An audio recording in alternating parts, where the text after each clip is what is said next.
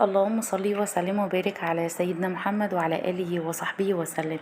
ازيكم عاملين ايه؟ يا رب تكونوا بخير. النهارده باذن الله جاي لكم فيديو جديد ووصفه جديده ان شاء الله باذن الله هتعجبكم جدا. هنعمل مع بعض الاستريبس بطريقه سهله جدا، وكمان طعم يعني بسم الله ما شاء الله هيعجبكم يعني جدا، ومقرمش ومش شارب زيت. وكمان هنعمله من غير بيض، يعني هو هيبقى بدقيق وشويه توابل فقط لا غير. اول حاجه كان معايا صدر بتاع فرخه واحده بس، ومعايا التوابل معلقه كبيره من البابريكا ومعلقه من البصل البودر ومعلقه من الملح، معلقه كبيره. بس مش هنحط توابل اكتر من كده عشان مش عايزين طعم التوابل يغطي على اللحمه بتاعتنا او الفراخ بتاعتنا. فاحنا عايزين طعم الفراخ يكون باين برضو، مش التوابل هي اللي تكون باينه. فهنجيب بقى الصدر بتاع الفراخ وهنقطعه من النص الاول، وبعد كده هنبدأ اللي احنا نقطعه شرايح. كل صدر بتاع فرخة هنقطعه نصين، وبعدين هنبدأ اللي احنا نقطعه شرايح كده طويلة زي ما انتم شايفين بالظبط. بشوف ناس تعمل الستريبس ده بتحط عليه بيض علشان يطلع مقرمش وكده. الحقيقة ما جربتش اللي انا حطيت عليه بيض، انا عملته من غير بيض خالص وطالع مقرمش وشكل وطعم وريحة يعني بسم الله ما شاء الله. فمن غير بيض اي نعم البيض يعني رخص شوية، بس برضو مش معنى اللي هو رخص اللي احنا هنجيب بقى ونحط.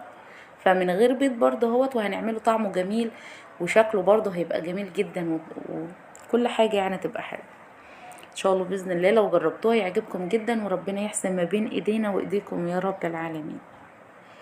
بس هنقطع الستريبس بتاعنا بقى كله او الفراخ بتاعتنا عشان هو لسه ما بقاش ستريب لسه شويه عما يبقى ستريبس.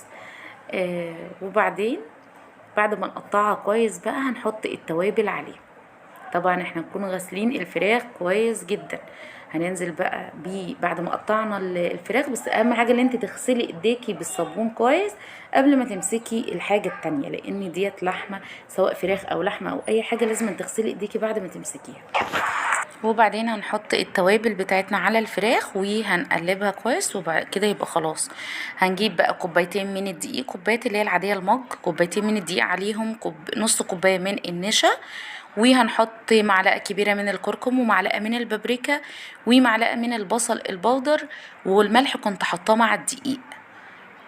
بس يبقى احنا كده بهرنا الدقيق بتاعنا جاهز معانا. هنجيب بقى هناخد نص الكمية بتاعة الدقيق دي، هناخد نصها وبعدين هنحط عليها مية.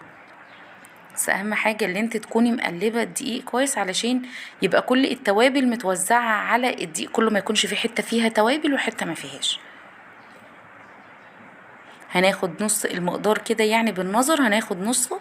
وبعدين هنبدأ اللي احنا نحط مية، مش هنحط حليب. في ناس بتقول نحط مثلا حليب وكده، فالحقيقة لا، انا جربتها بمية وطلعت جميلة جدا. بحاول ان انا اجيب لكم حاجات تكون يعني اقتصادية اوي، ما تكونش مكلفة. او اي نعم الفراخ غالية، بس هي اللي غالية، بس انما الدقيق والتوابل والحاجات دي فهي في متناول الجميع يعني. هنحط ميه لحد ما نوصل للقوام ده اللي انتوا شايفينه. بصوا، ولا هو خفيف قوي ولا هو تقيل قوي، يبقى وسط. هنجيب بقى الفراخ بتاعتنا، هناخد كده قطعة من الفراخ وبعدين هنحطها في الخليط اللي احنا عملناه بالميه، وبعدين هننزل بيه الدقيق، وهنبدأ اللي احنا نقلب كده. انا نسيت وقلبت بالشوكة اللي انا كنت بشيل بيها، فهرجعها تاني وهبدأ بقى اللي انا اقلب بايديا كده، اغلف القطعة بتاعة الستريبس بالدقيق كويس جدا، هم زي ما انتم شايفين كده بالظبط. هنجيب بقى صينية وبعدين هنحط فيها اللي احنا هنجهزه او اللي احنا هنغلفه بالدقيق كويس، هنحطها في الصينية. الحقيقة انا مش بعمل الكمية كلها مرة واحدة، انا بعمل جزء كده وبعدين ببدأ اللي انا يعني احمر فيه الستريبس. وانا الستريبس بيتحمر كده على البوتاجاز، ببدأ اللي انا اغلف اللي بعد كده.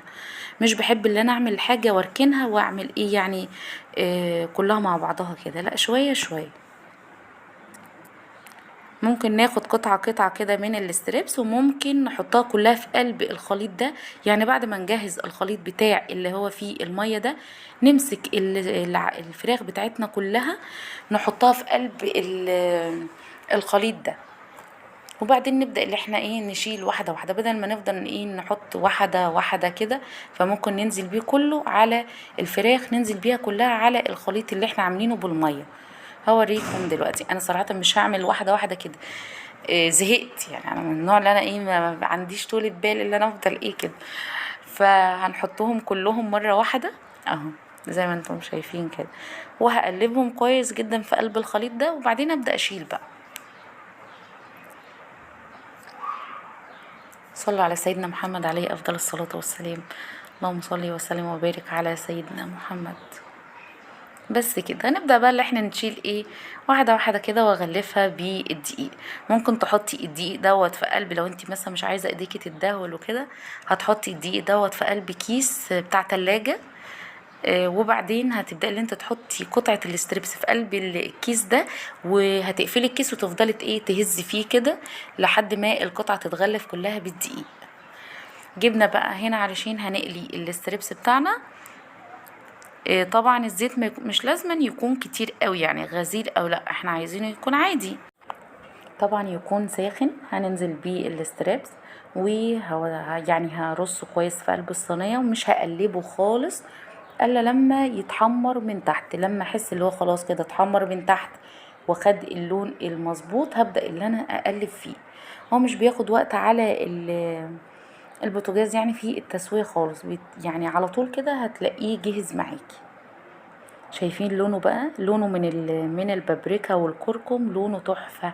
وريحته بقى وانتي بتحمريه كده ريحته بتبقى جميلة جدا.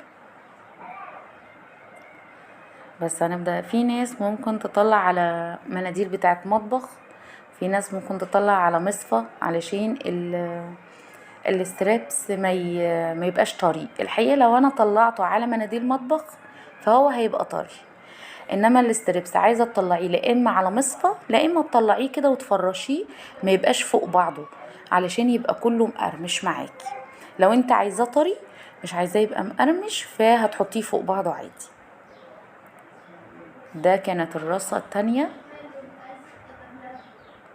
اهو. بسيبها زي ما هي كده لحد ما تاخد لون من تحت، وبعدين كده ببدأ اللي انا اقلب فيها علشان ما افضلش اللي انا إيه اول ما احطها لو فضلت اقلب فيها كده على طول فممكن اللي هي تتقطع معايا، لانها هي رقيقه برضو، هي مش سميكه قوي قوي.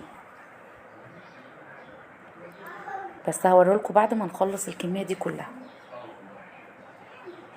هنا بعد ما خلصت الكميه بقى، وشوفوا من صدري فرخه واحده عمل لي كميه قد ايه، ده غير اللي ولادي كلوه كمان وانا واقفه وانا واقفه بحمر فيه كده.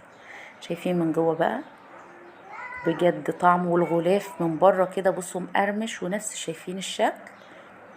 ستريبس ده ولا مش ستريبس؟ ستريبس يعني اعمليه في البيت، ليه تشتريه من بره؟ حاجه مضمونه وفي البيت وهتطلع معاكي تحفه جدا. جربوها ان شاء الله باذن الله هتعجبكم جدا. ولو عجبكم الفيديو ما تنسوش تصلوا على سيدنا محمد، ولايك وشير وسبسكرايب لمطبخ ابرار. اسيبكم في رعايه الله، والسلام عليكم ورحمه الله وبركاته.